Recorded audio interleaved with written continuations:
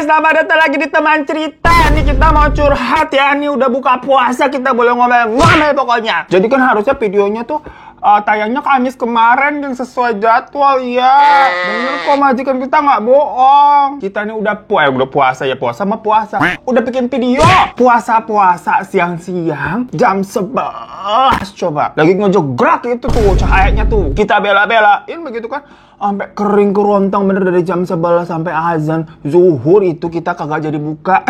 Karena emang kagak boleh, belum maghrib. Tapi ternyata tahu nggak hasilnya apa? Ih, bener-bener namanya juga cobaan puasa ya. Kagak ada audionya. Kita udah ngomong, udah cerita panjang lebar kan. Audionya kagak ada. La ilaha illallah. Emosi banget kita ya. Tapi mau gimana, kita mau uritak lagi ya. Lemes bener dah. Lek-lekan kita nih tenggorokannya sampai perih. Jadi seharian tuh hari Kamis kemarin kita tantrum. Sampai habis buka puasa nih, kita ketiduran. Sekarang bangun-bangun, alhamdulillah seger nih jam 10 baru kita mau tag video lagi. Moodnya udah balik. Adik-adik aja begitu ya. Lega nih setelah kita ngomel-ngomel begini ya. Apalagi udah tidur tadi, kita habis makan hokben lah tidur. Gimana kagak gembot? Cuman nggak apa-apa, seger nih kita jadinya nih. Mau cerita apa kalian nih? Kita bawain. Udah hafal juga gue nih cerita hari ini nih. Kita berarti ini retake kedua kan? Udah di luar kepala. Ya mana cerita kali ini tuh datang dari teman kita namanya Danang. Di desanya tuh tau-tau ada kejadian aneh. Ya bener-bener kayak bikin panik begitu gengs. Belum apa-apa, kita juga udah ngos-ngosan ya bentar. Tahan dulu. Di mana Danang ini itu tinggalnya? Di sebuah desa yang terletak di Provinsi Kepulauan Bangka Belitung. Fun fact aja nih gengs ya. Ternyata kita juga baru tahu tuh kalau Provinsi Bangka Belitung memiliki predikat sebagai penghasil timah terbesar se-Indonesia. Bahkan potensi timah di sana juga sampai menempatkan Indonesia sebagai salah satu negara penghasil timah terbesar di dunia. Cuman kagak ada hubungannya sama masalah yang 271 triliun itu yang kemarin ya. Beda cerita. Udah lama ini kejadiannya, malah lebih horor. Bentar. Kita cek dulu lah video ini nih. Sekarang ada audionya apa kagak? Bentar ya. A few moments later. Alhamdulillah gengs, ada suaranya tadi kita cek ya. Jadi kejadiannya dari Danang ceritain ini, itu tuh udah lumayan lama, sekitar tahun 2013-an. Waktu penambangan timah katanya masih berjalan baik-baik aja di sana. Soalnya kalau kata Danang mah, sekarang penambangan timah sepi Van. Nggak ada tuh namanya bos-bos besar dari dalam maupun luar negeri yang mau beli timah gara-gara yang kasus kemarin itu 271 triliun. Katanya mau begitu. Lah cuman detailnya bagaimana kan kita kurang paham juga ya. Di sini kita mau ceritain ceritanya Danang. Dimana Danang itu bekerja juga bukan di pertambangan, melainkan sebagai seorang guru menangkap wali kelas. Nah waktu kejadian dia juga udah menikah nih sama istrinya, ada namanya Tiwi. Terus dikaruniai 2 orang anak. Yang pertama nih, anaknya umur 5 tahun perempuan, kita udah hafal. Yang kedua anaknya masih kecil, laki-laki umur 1 tahun. Suatu hari si Danang pulang ajar, dia ngeliat tuh ada 2 orang bule tau-tau datang tuh ke kampungnya tuh. Ya karena kan sehari-harinya di desanya Danang jarang ya ada bule masuk-masuk. Biasanya kalau bule di Bangka itu ya ke tempat-tempat wisata aja. Jadi pastinya mencolok banget kayak foto-foto mister foto. Masih kebawa emosi gitu ya. Bulenya takut kalau ada begitu. Bule. Mister foto-foto begitu ya. Ternyata 2 bule ini tuh suami istri gengs. Dan memang katanya mau menetap di desa itu sampai kayak ngontrak rumah, dianterin sama seseorang yang merupakan katanya adik dari si pemilik kontrakan rumah itu. Paham ya? Jadi di sana ada rumah yang katanya itu yang punya nggak tahu kemana, udah 6 bulanan nggak kelihatan habisnya, udah pindah kayaknya. Nah itu tau-tau ada adiknya dateng bawa bule pengen ngontrak di situ begitu. Dibilangin katanya si bule ini tuh mau melakukan sebuah riset atau proyek gitulah gengs. Yang kalau kata orang-orang sih gosip-gosipnya ini bule kayaknya dari perusahaan timah juga. Dimana memang sekitar 700 meter lebih dari desanya Danang itu ada semacam lokasi penambangan timah. Jadi deket tuh sama desanya tuh. Namun anehnya kenapa emang si bule yang menetap di desanya, bukan yang kayak ya udah di wilayah orang-orang yang kerja di pertambangan aja begitu loh. Cuma lagi-lagi kan Danang gak urusan ya. Karena dia itu adalah seorang guru begitu. Nggak kepo orang yang kayak kita, nggak suka gosip. Jadi beberapa kali pas ketemu gitu kan, senyum-senyum doang, kagak berani negor. Bukan apa-apa perkara kagak bisa bahasa Inggris. Jadi takut kalau diajak ngomong. Soalnya bulenya juga katanya ramah kalau ketemu orang emang negor-negor gitu, gayanya juga nyentrik. Tatoan gitu kan di lengannya, cewek juga tatoan itu. Itu juga pengen tatoan kagak boleh sama mak kita. Nah sekitar beberapa minggu kemudian, ada satu orang murid nih kita jadi ngos-ngosan, namanya Jihan. Gak masuk sekolah tuh kata orang tuanya mah sakit. Awalnya namanya anak sakit mah biasa aja lah. Tapi kok ini sampai seminggu kemudian kagak masuk-masuk. Bentar kita terus napi. Nah ya Danang sebagai wali kelasnya akhirnya menyempatkan untuk jenguk tuh sepulang sekolah di hari Jumat. Pas Danang datang ke tempatnya, pas Danang datang ke rumahnya, orang tuanya tuh bilang kalau keadaannya Jihan memprihatinkan nih Pak. Dia suka mengigau dan ngomong sendiri kalau habis maghrib, terus suhu badannya tuh pasti pas malam panas tinggi. Tapi kalau pagi turun cuman lemes banget sampai nggak mau makan gitu kan, nggak nafsu makan kayak kita nih sampai gembrot begini. Katanya mau udah dikasih obat tuh Pak dari puskesmas Pak, tapi keadaannya masih begitu-begitu aja. Dan terlihat memang kulitnya kayak benar gitu macam orang mau cacar. Cuma katanya mah dulu Jihan ini udah cacar. Tapi yang kali itu tuh Nana sama ruam-ruamnya kayak lebih nyeremin gitu guys. Kalau sekarang kita nyebutnya macam apa ya, monkeypox, tau nggak lu, cacar monyet. Iya monyet. Tapi kan kalau dulu belum familiar begitu ya monyet ya. Jadi Nananya kayak melepuh-melepuh begitu, serem. Orang tuanya juga bingung harus bagaimana. Karena lokasi rumah sakit atau klinik yang besar itu cukup jauh dari desanya. Adanya di situ puskesmas kecil aja. Dokternya juga cuma satu, kayak macam dokter jaga. Kalau misalkan harus dibawa ke rumah sakit yang besar di kota, selain kagak ada kendaraan ya bisa dibilang, rata-rata orang di sana itu pada kurang mampu gitu loh guys. Namanya masyarakat desa terpencil ya. Jadi mungkin buat bayarnya kan ya susah. Jadinya kondisi Jihan jadi begitu, nggak bisa ngapa-ngapain, nggak masuk sekolah. Takut nularin ke temannya juga. Tiduran aja gitu kan, lemes. Nah setelah melihat kondisi dari muridnya itu, Dana pulang ke rumahnya dan menceritakan hal tersebut kepada istrinya. Namun dan ini kaget bener ya waktu mendengar cerita dari istrinya yang bilang, itu loh tetangga samping rumah kita yang 5 rumah dari sini nih, begitu juga anaknya masih SD. Mas sama tuh ceritanya kayak Jihan sakitnya begitu. Katanya kalau malam demamnya makin tinggi dan kulitnya melepuh gitu kayak cacar, digaruk-garuk lah.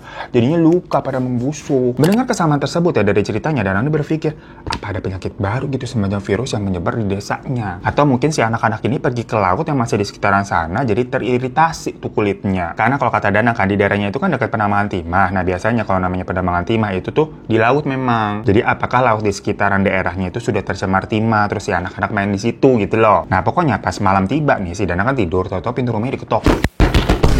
Dana yang ngebatin, malam-malam siapa sih nih yang datang begini malam-malam lagi tidur kita dibangunin. Ternyata itu tetangga rumahnya yang ngabarin kalau tetangga yang mereka tadi tuh 5 rumah dari situ yang dari cerita si istrinya masih SD ya, meninggal.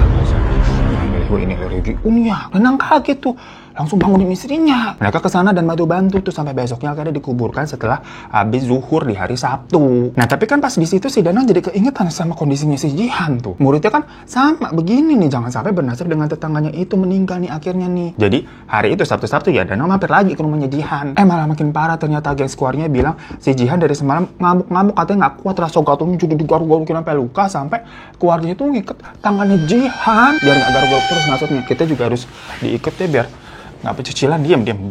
Ya Danang tuh nggak tega gitu kan ngelihatnya ya. Dia mau koordinasi nih sama pihak sekolah buat nyari bantuan, maksudnya ya biar Jihani bisa dikelarikan ke rumah sakit di kota apa gimana. Tapi itu kan masih hari Sabtu. Baru ketemu lagi sama guru-guru dan kepala sekolah nanti tuh di hari Senin. Masalahnya ya Danang sendiri nggak bisa bantu banyak. Katanya namanya juga gaji guru tahun segitu di pedesaan berapa sih? Ya lagi-lagi di sana kan adanya puskesmas yang udah dikasih obat juga kan dari puskesmas dari awal, tapi tetap begitu nggak sembuh-sembuh. Dibilang sih cacar kalau di puskesmas, cacar api gitulah. Tapi kok yang ini nggak sembuh-sembuh gitu loh. Tetangganya SD itu yang meninggal juga dibilangnya sama cacar, tapi kok apa meninggal? Ya Dana akhirnya bilang kalau dia akan mencari bantuan besok Senin nih di rapat guru, karena setiap hari Senin guru-guru tuh emang ada rapat. Hingga Seninnya benar masalah tentang si Jihan ini dibahas di rapat guru. Ternyata ada salah satu pak guru di sana yang juga cerita kalau tetangganya mengalami hal serupa.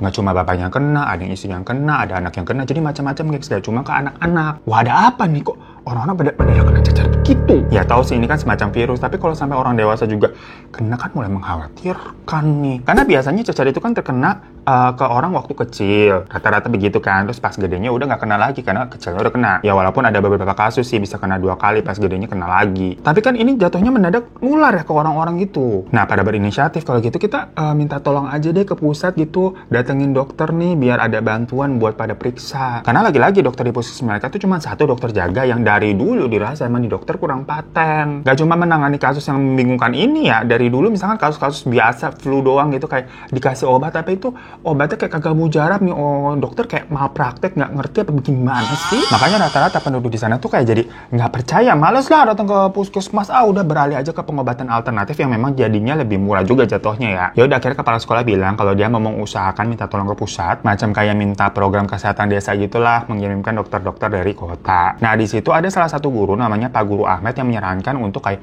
berobat aja coba itu ke Akeutoa namanya. Susah nih namanya nih, Akeutoa. Dari tadi kita syuting yang kagak ada mic-nya, kagak ada suaranya, ngomong Akyu-Toa tuh kayak merasa masih asing di bibir kita ya. Jadi memang si Akyu-Toa itu dibilang kayak semacam orang pintar, tabib gitulah, membuka pengobatan alternatif dengan obat-obatan Cina. Namun dia udah lama nggak buka praktek lagi nih judulnya nih. Dulunya dia juga sampai sering diminta warga kalau berurusan dengan hal-hal goib begitu, geng. Semacam pemusiran setan, apalah. Yang langsung pada debat itu guru-guru. Dimana ada kubu yang termasuk Pak Danang bilang kayak, loh ini kan penyakit medis, jadi harus ditangani sama medis lah. Jangan percaya yang gaib-gaiban begitu. Dikata sakit apa? Masa seorang guru mikirnya kagak logis ya? Ya udah nih, jadinya solusi sementara kan kepala sekolah akan meminta bantuan ke pusat buat mendatangkan dokter-dokter kan. Jadi memang di wilayahnya itu ada beberapa desa yang deket-deketan jarak desa-desanya, gengs. Cuma di sana ya hanya ada satu SD, satu SMP, satu SMA gitu kan. Orang-orang desanya numplok semua ke situ jadi satu, puskesmasnya juga jadi satu. Ya sama nih kayak Holy Grace Body Spray and Deo Spray yang ada bundle package-nya juga jadi satu. Ini satu boxnya aja kan udah ngumpul semua jadi satu. Yang mana kalau body mistnya ini tuh isinya satu boxnya kan ada 8 ya, dengan wangi-wangi udah pilihan, udah kagak usah ditanya, main enak-enak banget. Harganya segini tuh 69.000. Dan kalau deo spraynya harganya segini 89.000, tapi memang lebih banyak no. Nah, ini dua disatuin begini ya, jadi cuma 150.000 coba. Sampai 2025 lu wangi lah, banyak bener begini isinya, mana murah ya. Udah deh, buat wangi dan ketahanannya kagak usah diragukan lagi. Sampai kemarin masa gue dapat email dari teman kita nih, majikan halo dari Brunei coba. Ih jauh banget, karena memang se-worth it itu, gengs. Yang jelas kalau deo spraynya ini tuh kan bahan dasarnya tawas ya, jadi aman buat kulit sensitif, nggak bikin kayak hitam udah disemprot-semprot aja, malah lu harum banget seharian, karena ini kan juga ada wanginya ya. Enak juga, nggak lengket, nggak burket gitu. Dan kalau body mistnya nih, udahlah. Kalau yang ini mah udah favorit semua sejuta umat. Udah hafal juga pasti kalian, wanginya tuh lebih dari 8 jam. Tuh enak banget nih sebenernya dah. Jadi buruan check out ya. Infonya klik link yang ada di bawah. Nah makin mood banget nih kita nih sekarang, wangi bener ya.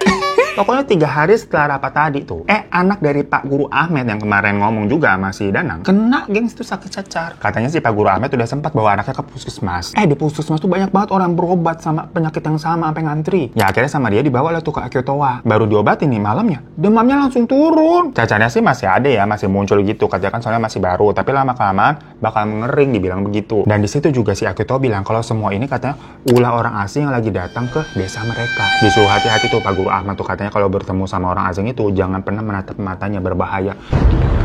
Cuma di situ Danang sendiri bilang kayak, jangan cepat menuduh, kalau nggak ada buktinya, apa hubungannya, ini ada 2 bule masuk ke desa mereka, tahu-tahu emang mereka nyebar penyakit, mana buktinya gitu kan. Mungkin cuma kebetulan aja semuanya, jangan fitnah begitu. Pas sampai rumah nih, istrinya Danang bilang kalau katanya dia nggak enak badan. Dan pas dicek itu bener panas badannya, guys. Danang udah mulai khawatir kalau istrinya ketularan penyakit cacar juga apa enggak ya? Ya bisa kan satu desa banyak banget yang kena cacar. Selain demam, soalnya istrinya juga mengeluh gatal-gatal tuh panas katanya di kulitnya. Tapi waktu itu sih belum kelihatan timbul-timbul cacarnya gitu, belum ada ya. Nah Danang mikir nih, daripada takutnya nanti tambah parah, sebelum ini masih gejala, dibawa aja lah sekarang ke puskesmas. Siapa tahu dengan penanganan di awal tuh bisa dicegah penyakitnya. Ya parno orang pada sakit cacar. Ya udah sore itu si Danang membawa istrinya ke puskesmas dengan anaknya tuh, dua-duanya juga dibawa. Dan bener aja di puskesmas banyak banget orang yang ngantri berobat dengan penyakit yang sama. Ya takut kan karena kondisinya bakal menular, apalagi si Danang juga bawa anaknya tuh yang masih kecil, baru umur 1 tahun. Jadinya masuk istrinya aja ke dalam, sementara Danang sama 2 anaknya tuh nunggu tuh di luar ngeliatin. Cukup lama karena lumayan yang ngantri gengs itu berobat. Sampai akhirnya istrinya keluar bawa obat yang dibilang ya udah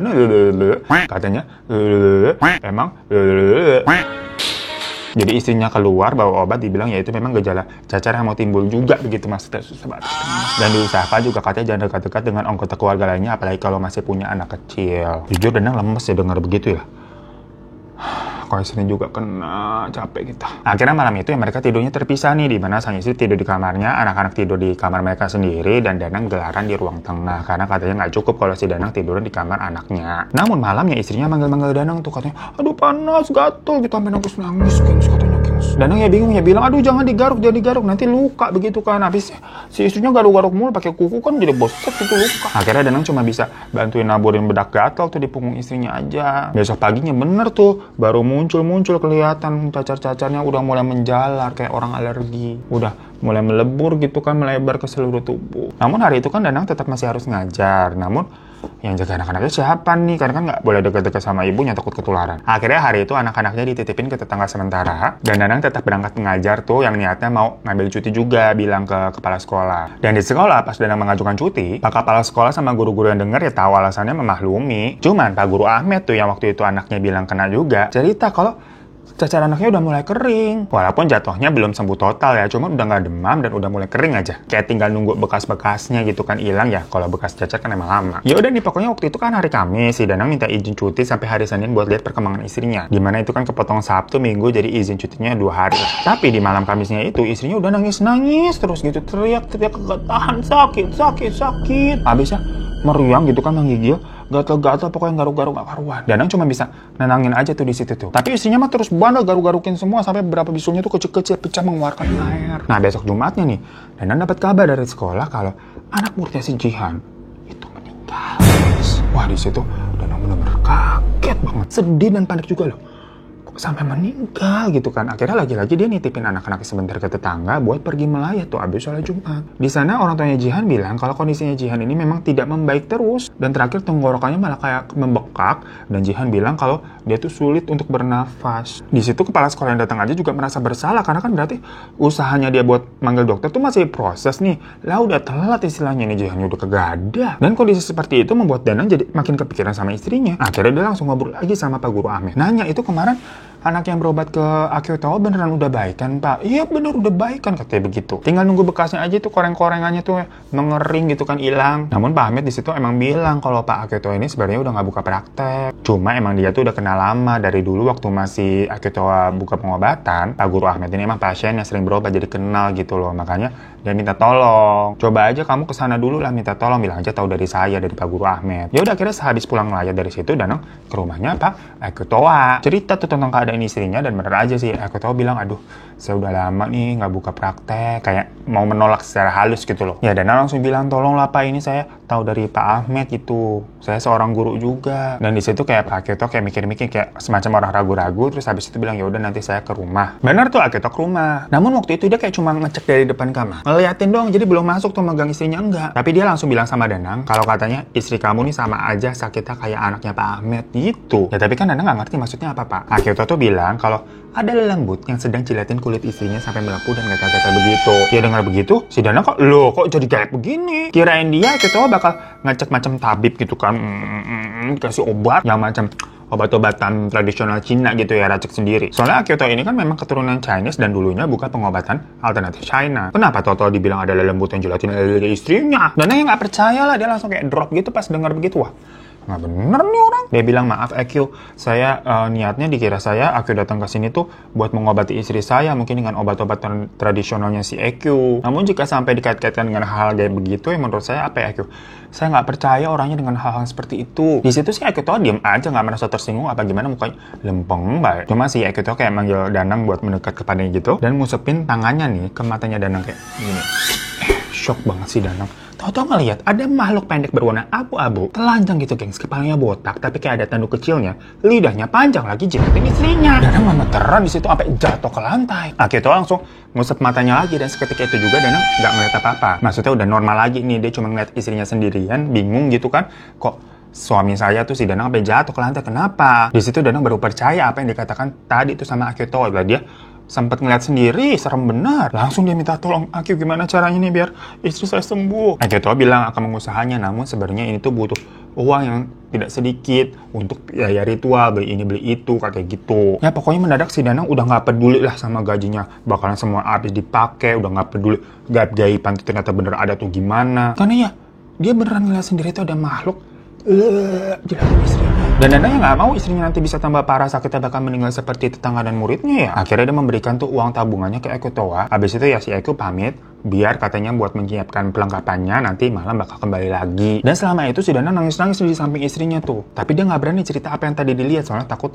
istrinya nih nanti makin panik, ketakutan. Sementara itu istrinya bilang terus, panas gatel gitu kan. Nah, si Danang kan mikir, ini pasti lagi dijilatin nih, tapi dia kan udah nggak bisa lihat. Hingga jam 11 malaman akhirnya Akioto beneran tuh datang balik ke rumahnya Danang. Di sana dia udah kayak membawa cawan atau bejana emas gitu yang diisi sama arang sama dupa-dupaan. Terus ada juga beberapa makanan kayak ada buah apel, pisang, dan beberapa sesembahan juga. Nah, di situ Echo juga pakai kincringan. Jadi kayak bau kincringan gitu, terus dia pun melakukan ritual gitu loh. Jadi kalau kata Danang, ritual yang dilakukan itu kayak apa sih ritual China suhu-suhu yang gitulah, dimana si Echo tadi tuh kayak berdoa sambil menggoyangkan kincringannya. Dan seketika itu juga si istrinya Danang langsung teriak-teriak. Ya mungkin karena berisik ya dengan suara kincringan, istrinya Danang teriak-teriak, ditambah dua anaknya juga nangis ngeliat ibunya begitu. Alhasil tetangga kanan kiri tuh pada datang nanyain kenapa. Ya Danang kadang-kadang menjelaskan. Awalnya para tetangga nggak nyangka kalau Danang tahu percaya dengan hal seperti ini. Tapi ya Danang di situ udah berkebingungan banget, dia pokoknya maunya istrinya sembuh, jangan sampai kenapa-napa. Ya akhirnya beberapa tetangga yang tadi datang ikut nontonin aja tuh, soalnya kan istrinya Danang teriak-teriak terus. Sampai akhirnya Echo ini berhenti mainin kincringannya, istrinya Danang pun pingsan. Kata Echo, setannya udah pergi, tapi bukan berarti musnah. Dia sendiri tidak bisa menangkap makhluk itu karena itu adalah lelembut peliharaan. Jadi cara menangkapnya ya harus menangkap dari si pemelihara lelembut itu. Langsung jadi gosip kan ke tetangga-tetangga itu.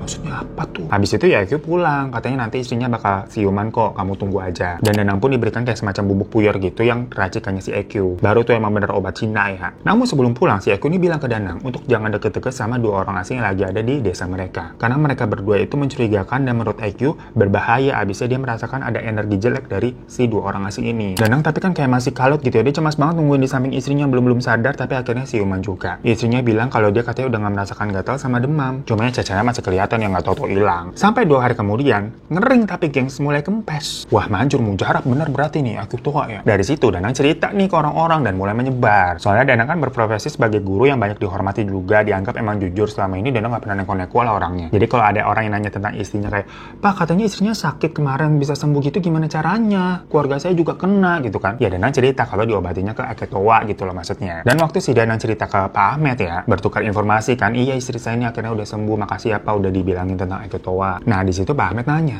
kemarin Pak Aketowa tuh nyinggung-nyinggung masalah bule yang di kampung kita ini nggak? Iya bener nyinggung sih. Danang baru keinget lagi tuh, iya kenapa ya? Yang jelas pokoknya dari situ kan banyak nih orang-orang yang minta bantuan ke Aketowa buat disembuhkan. Soalnya pada berobat ke puskesmas pada nggak mempan itu obatnya. Sampai akhirnya usaha kepala sekolah minta bantuan untuk mendatangkan dokter-dokter dari pusat tuh. Berhasil gengs, datang ada 2 volunteer dokter yang kerjanya tapi ya tetap di puskesmas itu ya, karena kan di sana cuma ada 1 puskesmasnya. Tapi orang-orang udah telanjur berobat dan percayanya ke Aketowa. Udah nggak percaya sama puskesmas lagi, walaupun itu dokternya baru, tapi kan lah dikirain di situ mah puskesmasnya kagak bagus, obat-obatnya kagak paten. Nah karena semakin banyak nih pasiennya Aketowa yang rata-rata diwajanginya sama hal yang sama, maksudnya jangan dekat-dekat dan berinteraksi dengan 2 bule yang ada di sana gitu kan, dibilang mereka berbahaya gitu, mereka lah yang bawa penyakit-penyakit ini. Langsung pada panas dan kepo lah warga. Mereka ramai-ramai ini datang ke rumah yang ditempati sama si 2 bule itu. Yang ternyata waktu kesana kebetulan si bulenya lagi nggak ada di rumah. Tapi sama warga langsung didobrak tuh, masuk paksa, pintunya dibuka. Dan bener aja di dalamnya tuh ditemukan barang-barang aneh, gengs. Jadi kan rata-rata rumah orang di sana tuh masih tanah nih.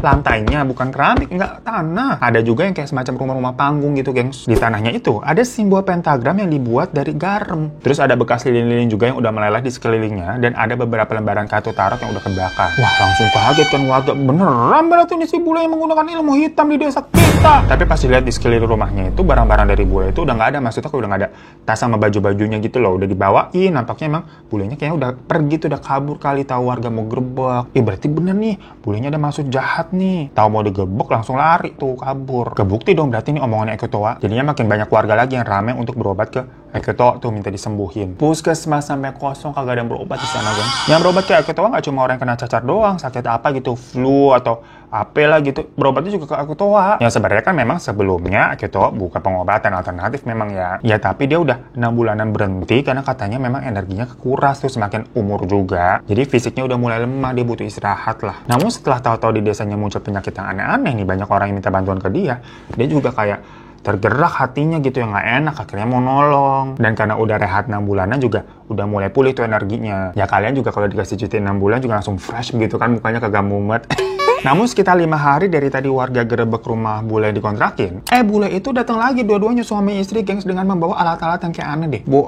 Sekop begitu, sama ada karung dan segala macem. Ya warga yang ngeliat begitu kan langsung kayak waspada, mau ngapain lu bawa alat begitu? Langsung dikeroyok nih sama orang-orang nih. Danang yang waktu itu juga kebetulan lagi balik dari sekolah, kaget melihat bule itu, gengs. Dia pun ikut terbawa emosi karena kan dia menganggap gara-gara si bule ini nih istrinya sempat sakit. Tapi bule itu kelihatan kayak bingung gitu, toto dikeroyok sama warga. Pada bilang, seret ke aku toa, seret ke aku toa. Si bule itu ngobrol lah pakai bahasa Inggris. Bahasa Indonesia dia masih sangat terbatas soalnya. Ya orang-orang kan nggak paham ya tuh bule ngomong apaan. Diseret lah pokoknya mereka ke rumahnya aku toa. Dibilang, Akiono udah ketangkap nih 2 bulannya nih. Di situ Akito tuh bilang kalau 2 bule ini tuh kembali karena ingin mengambil tumbal untuk ritual mereka di desa ini. Mereka udah siap tuh bawa sekop karena tumbalnya itu nantinya mau dibunuh dan dikubur sama mereka.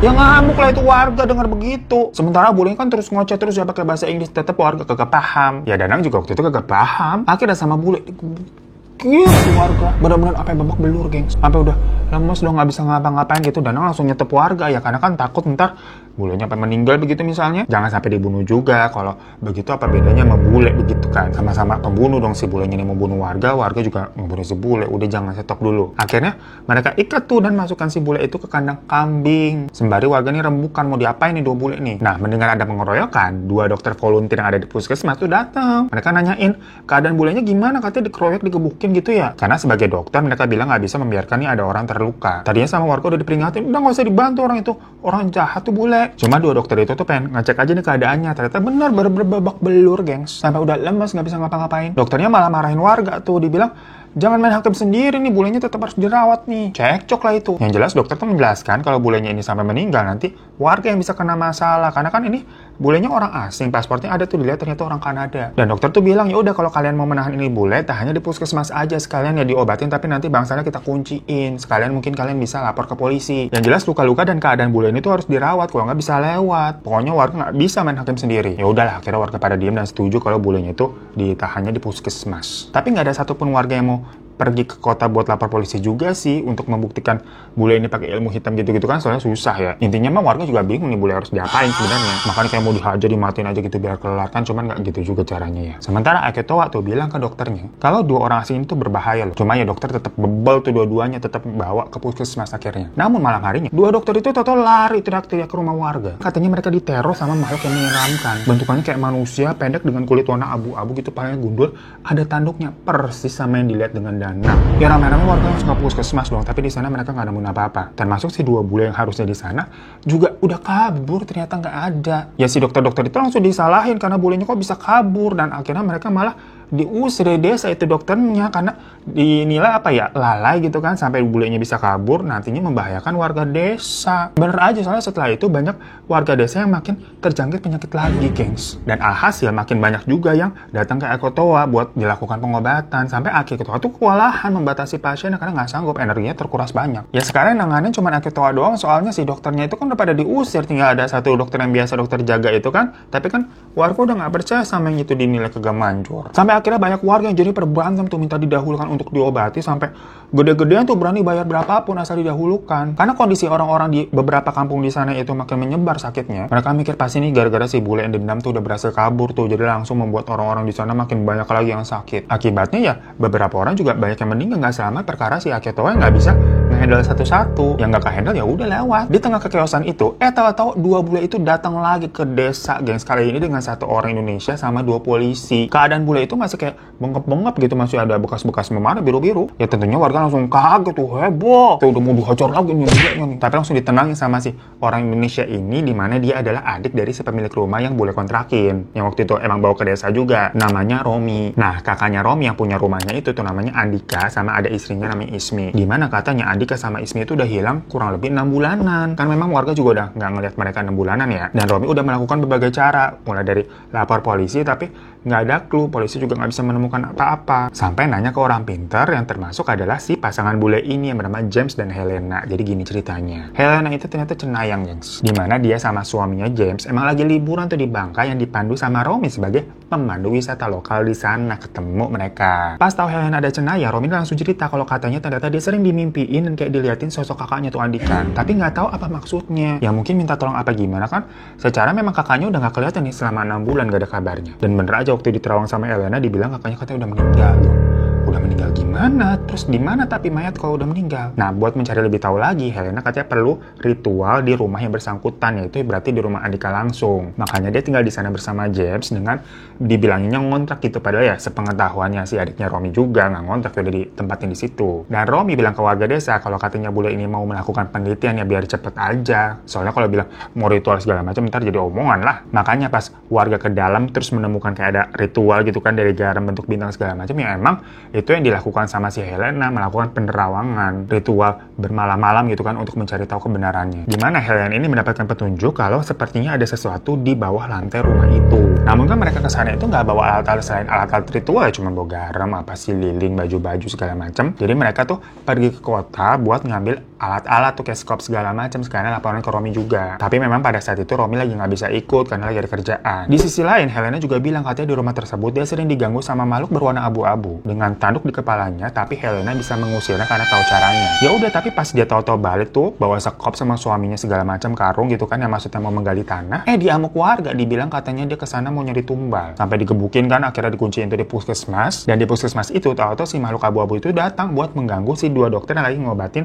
dia sama James. Awalnya dokter itu nggak tahu kalau mereka lagi dijilatin tuh biar sakit juga. Tapi Helena sengaja membuka mata batin itu dokter sehingga dokter itu dua-duanya bisa melihat dan langsung ketakutan kabur kan ke rumah warga minta tolong. Nah, kesempatan itu Helena gunakan sama James buat kabur juga tuh dari puskesmas. Ya balik lagi tuh menemui Romi, makanya mereka juga langsung bikin laporan yang awalnya minta perlindungan untuk bisa ke rumah tersebut melakukan itu tuh tadi penggalian. Cuma polisi tentunya nggak terima laporan berdasarkan kayak penerawangan cenayang. Akhirnya diangkat lah ini karena pengeroyokan warga. Helena sama si James kan digebukin tuh, visum, dituduh sebagai ilmu hitam. Mereka juga sempat ke rumah sakit dulu buat mendapatkan penanganan medis. Habis itu baru deh tuh balik lagi tuh bersama polisi sama si Romi. Ya makanya pada saat itu kan ada polisi juga di situ 2 orang. Warga juga nggak bisa langsung ribut main hakim sendiri kayak kemarin. Dan akhirnya mereka semua sama-sama ke rumahnya Pak Andika. Dimana kalau warga sih mengiranya dikira ini Pak Andika sama istrinya emang udah pergi dari rumah gitu kan, karena nggak kelihatan dan sementara di rumah kosong, nggak ada isinya. Lantai ditandain pakai garam tuh akhirnya dibongkar tuh, digali, dibantuin sama warga juga, dan ternyata di dalamnya bener aja ada Andika dan istrinya sudah menjadi tengkorak terkubur. Di situ orang-orang pada geger, lalu kok bisa nih, siapa pelakunya? Ya akhirnya Helena di situ melakukan ritual lagi dengan sisa tengkorak yang ada tuh, dipegang kan tengkoraknya Andika sama si istrinya, dan pas dipegang dia kayak seperti mendapatkan penglihatan tentang apa yang terjadi. Dimana pelakunya nggak lain dan bukan adalah gitu. Untungnya si Romi ini kan jago bahasa Inggris ya sebagai pemandu wisata, jadi dia mengerti nih apa saja yang diucapkan sama Helena waktu penerawangan itu. Dan dia juga di situ ngeliat tuh kejadiannya tuh. Menurut penerawangan Helena, dia melihat nih waktu itu istrinya Andika yang bernama Ismi berobat manggil Eko Towa ke rumah. Karena awalnya kan memang diketahui warga juga Eko Towa ini membuka pengobatan alternatif, dipanggil tuh ke rumah tuh. Namun mungkin karena tergoda oleh Ismi atau gimana ya, sedang sendirian tuh di rumah sementara suaminya Andika memang lagi pergi kerja. Ismi diperkaos tuh sama Eko Towa. Ya berontak gitu ya, nggak sengaja dipukul sampai meninggal. Andika yang pulang langsung dihabisi juga sama Eko Towa, dan untuk meninggalkan jejak langsung dikubur lah tuh di tanah di bawah. Karena lantainya kan masih pakai tanah itu rumahnya, gengs. Dan semenjak itu Eko Towa ini berhenti praktek karena mungkin cemas dan ketakutan. Sampai akhirnya dia diteror sama arwah dari Andika dan Ismi, makanya dia belajar ilmu hitam dan memelihara makhluk abu-abu itu tuh untuk melindungi dia. Tapi pas tahu ada 2 bulan ini, Helena sama James datang ke desa buat mencari petunjuk tentang Andika dan Ismi, di mana Helena kan adalah cenayang. Eko Towa ketakutan dan makhluk yang dia pelihara itu dia kirim ke Helena, tapi ternyata nggak mempan, bisa diusir sama Helena. Makanya dia akhirnya menyebarkan penyakit ke warga tuh lewat makhluk tersebut dan menuduh Helena sebagai pelakunya. Dan di sisi lain ternyata Eko Towa juga memanfaatkan keadaan tersebut buat mendapatkan uang, karena kan warga jadi rela tuh bayar mahal supaya pada bisa sembuh. Padahal ya dia yang nyebarin penyakitnya, dia juga yang sosok nyembuhin. Namun pas semua warga nih marah nih berbondong-bondong ke rumahnya Eko Towa, lah Eko Towanya mah udah kabur, kagak ada. Kata pasien yang hari itu lagi berobat ke sana, tadi memang Eko Towa buru-buru pergi tapi nggak tahu kemana. Ya soalnya kan pasien-pasien di situ belum tahu mengenai cerita Helena yang lagi ada di rumahnya Pak Andika ya. Dan semenjak kepergian dari Eko Towa, bener aja warga desa nggak ada yang sakit lagi, karena makhluk itu juga udah pergi bersama Eko Towa. Kata si Helena dia udah nggak melihat tuh makhluk itu di desa tersebut. Andika sama Ismi pun akhirnya dikuburkan dengan layak setelah itu.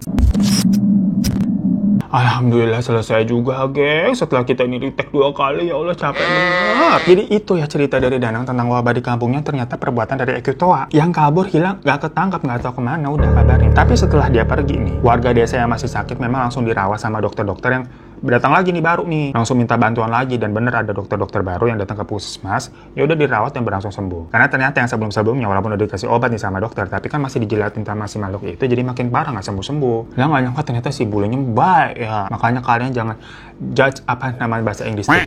Don't judge the book by its cover begitu ya. Jangan suka ngejudge. Oh, yaudah makasih ya yang belum subscribe. Boleh minta bantuannya di bawah buat subscribe begitu. Dan sekian lah klarifikasi kita karena kemarin kagak ada video. Mohon maaf ya majikan ya. Bukan kita pemalas tapi kita tantrum ya. Namanya juga cobaan puasa kali begitu ya, kita banyak dosa habisnya, mohon maaf. Makanya nih lebaran bentar lagi, minal aidin wal faizin, mohon maaf lahir dan batin saya dan segenap jajaran jajar genjang kali begitu ya. Minta maaf deh ya. Terima kasih udah pada nontonin terus. Assalamualaikum warahmatullahi wabarakatuh.